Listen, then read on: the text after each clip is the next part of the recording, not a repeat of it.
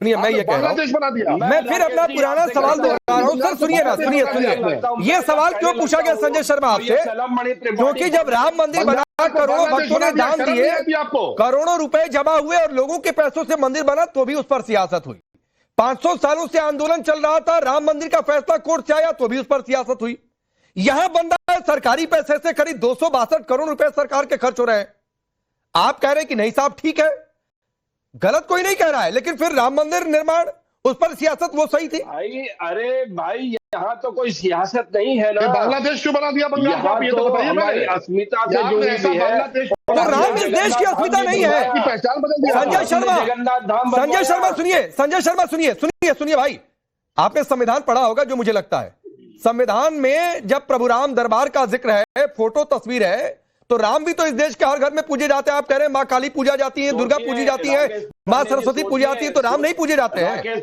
राम इस देश का आराध्य नहीं है, तो उन राम का मंदिर बना, तो आप लोगों ने इतनी सियासत किया है। तो बाकी राकेश पांडे जी, आप सोचिए, आपने जय श्री राम का नारा लगने पर तो लाठियों से पिटवाते थे। अगर जय श्री राम बोल दे, मुख्यमंत्री के सामने अगर बोल दे, मुख्यमंत्री लाठियों से पिटवाती थी, मुकदमे कराती थी, गिरफ्तारियां करवाती थी। जय श्री राम के नारे से क्या नफरत है आपको? आपकी मुख्यमंत्री क्यों चिढ़ती है? चलो भाई 30 सेकंड सुन लीजिए, इसके बाद आ रहा हूँ। चलो भाई 30 सेकंड सुन लीजिए, फिर मैं आ रहा हूँ आपके पास इसके बाद तुरंत। राकेश भाई, बोलने का मौका इन्होंने भी नहीं दिया। जब मैं बोल रहा था, मैं तो इनके सारे झूठ सुन रहा था, और इनको जय श्री राम के नारे से क्या नफरत है, इनसे पूछिए। इनकी मुख्यमंत्री ने बहुत बार पिटवाया। अगर जय श्री राम बोल देता है, उसके खिलाफ मुकदमा कराते हैं। मैं इसको करता हूँ।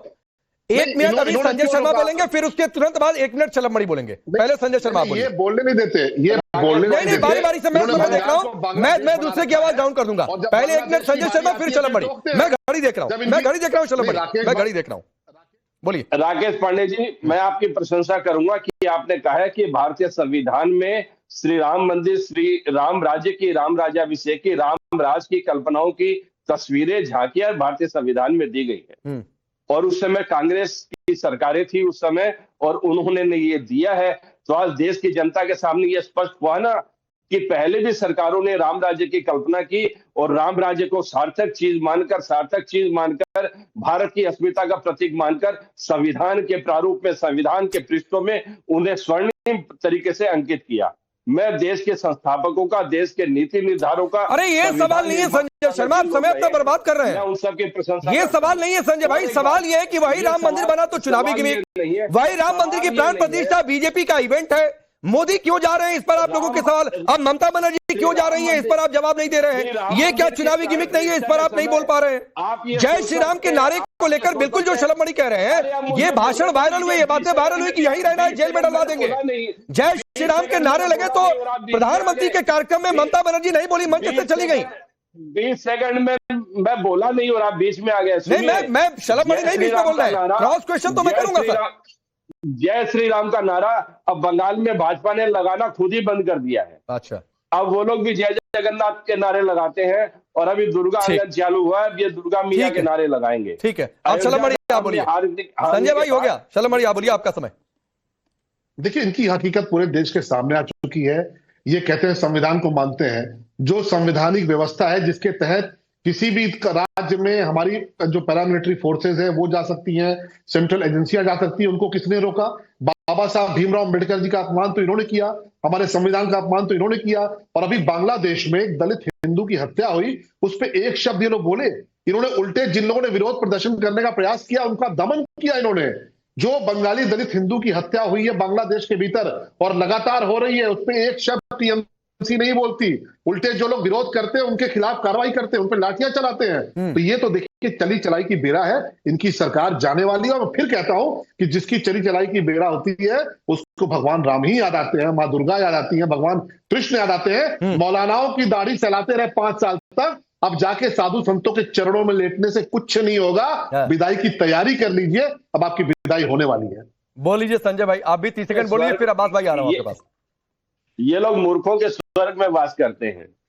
पश्चिम बंगाल में आपसे बड़ा मूर्ख कोई नहीं होगा, आपसे बड़ा मूर्ख कोई नहीं होगा, कोई मौलाना देख के बात नहीं है।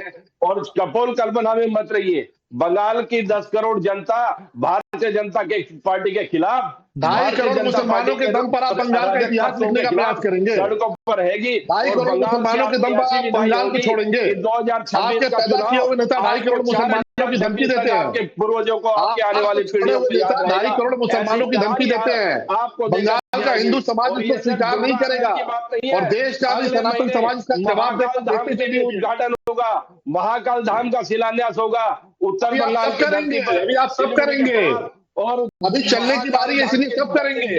अभी तो विदाई में दिख रही है। याद आएंगे, हमने जगन्नाथ धाम बहुत पहले बना दिया था, हम चुनाव लेकर काम नहीं करते। ठीक है, मैं आगे बढ़ता हूं। अब नहीं संजय भाई, आपने जगन्नाथ धाम बनाया, आप जो है दुर्गा आंगन बनवा रहे हैं, आप बनवाइए सर। उधर मस्जिद बन रही है, मस्जिद भी बने। मैं फिर कह रहा हूं, इस देश में मंदिर मस्जिद बनने पर कोई सवाल नहीं है, लेकिन मस्जिद पर इसलिए सवाल उठे कि बाबरी नाम रखा जा रहा था, बाबर नाम से प्रेरित होकर जो थोड़ी देर पहले शम्स कह रहे थे। सवाल इसलिए उठ रहा है कि आप उधर कहते हैं चुनावी गिमिक है, इधर कहते हैं नहीं भाई देखो ये तो हिंदुओं का ध्यान रखा जा रहा है। सवाल इसलिए अब्बास हैदर आप बार बार इशारा कर रहे थे, बोलिए। ये तो हमारा पहले से प्रपोज था। ये हम राकेश भाई 2 बातें शलभ जी ने कही, मैं उन दोनों बातों का जवाब देना चाहूंगा। पहली बात यह है कि ममता बनर्जी जी 2021 में सत्ता में आई, सत्ता में आने के 3 महीने बाद जगन्नाथ धाम का काम शुरू हो गया। ममता बनर्जी जी बंगाल के 10-11 करोड़ जनता की नेता हैं और वो मानती हैं इस बात को, इसलिए वो मस्जिद भी जाएंगी, वो मदरसे में भी जाएंगी, वो मंदिर का भी निर्माण कराएंगे, भव्य मंदिर का निर्माण कराएंगे। और झलक जी को तकलीफ हो रही है, वो स्वाभाविक है, वो समझ में आती है। उत्तर प्रदेश के मुख्यमंत्री भले ही वो भूल गए हो कि उत्तर प्रदेश के 24 करोड़ के नेता हैं, वो एक जाति विशेष के नेता अपने आप को समझने लगे हैं। अभी तो बैठक हुई, उसके बाद देखिए प्रदेश अध्यक्ष ने नोटिस भी दे दिया। वो दूसरी बात इन्होंने कही कि जय श्री राम जय श्री राम। अरे शलभ भाई इस बात को बहुत अच्छे से जानते हैं कि हमारी संस्कृति में जय सीताराम कहा जाता था, लेकिन ये वो भारतीय जनता पार्टी के लोग हैं, इतनी नफरत और इतना बिखराव फैलाना है कि इन्होंने सीता और राम को अलग करने का काम किया। इन्होंने जय सीताराम का नारा भी ये नहीं लगाते, हम लोग तो गर्व से कहते हैं। तो भारतीय जनता पार्टी सिर्फ नफरत की राजनीति करती है। इनका वही हाल है, ना इधर के रहे ना उधर के रहे। ये आज देखिए ये विरोध भी नहीं कर पा रहे, लेकिन विरोध करना भी बहुत चाह रहे हैं, क्योंकि इनके लिए मंदिर आस्था का विषय नहीं है, राजनीति का विषय है। आप देखिए जगन्नाथ धाम बना, कभी मीडिया में चर्चा हुई, कभी बड़े-बड़े अब्बास भाई आपकी सारी बात का ये जवाब दे रहे हैं। ये इनके नेतृत्व में मंदिर बन जाए तो आप कह रहे हैं ये सियासत कर रहे हैं, दूसरे के नेतृत्व में बने तो आप कहिए कि आस्था का ध्यान रखा जा रहा है। कौन सी छन्नी है, कौन सा फिल्टर है ये? आप बताइए कब? नहीं ये कौन सा फिल्टर है? कब विरोध? इनके नेतृत्व में मंदिर बने तो धर्म के आधार पर सियासत, हमने विरोध उनके नेतृत्व पर बने आपके गोल के जो लोग हैं, तो आप कहेंगे कि ये आस्था का ध्यान रखा जा रहा है। विरोध इस बात का किया, कौन से कंपनी का फिल्टर है सर? मैं कहां बनता है? मैं कह रहा हूं हमने विरोध इस बात किया जो देश की प्रथम नागरिक है, जो एक दलित महिला है, उसको आपने मंदिर के उद्घाटन में क्यों नहीं बुलाया? हमने इस बात का विरोध। अरे ये सवाल तो फिर पश्चिम बंगाल में भी पूछा जा सकता है भाई, उनको आपने नहीं बुलाया। ये सवाल पश्चिम बंगाल में भी पूछा जा सकता है। हम तो ये भी कह रहे हैं, क्या गलत होता अब्बास हैदर, क्या गलत होता कि अगर दुर्गा आंगन की नींव राष्ट्रपति के हाथों रखी जाती? प्रचार जीवी क्या गलत है ये? अपना प्रचार ये सवाल नहीं, मैं पूछ तो रहा हूं आपसे।